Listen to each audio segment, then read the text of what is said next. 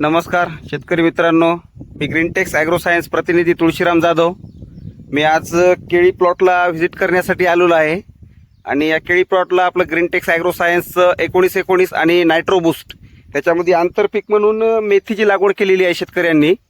आणि त्यांनी आपलं नायट्रो बूस्ट N21 आणि 1919 या ठिकाणी वापरलेलं आहे.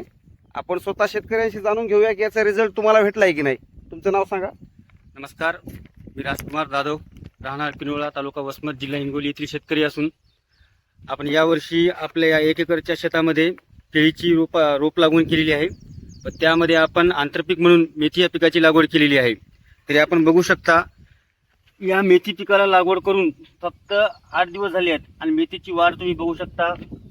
या पिकाला आपण 4 दिवसाखाली नायट्रो बूस्ट ग्रीनटेक्स कंपनीचं आणि 1919 या दोन्हींची आळवणी दिली होती.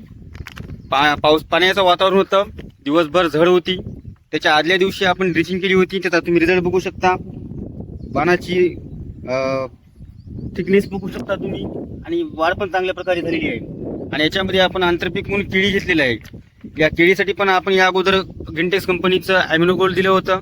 केळीवरची पण तुम्ही काळुखी बघू शकता. केळीची पण वाढ योग्य प्रकारे होत आहे. एकदम जबरदस्त रिझल्ट भेटलाय तुम्हाला. हो, धन्यवाद.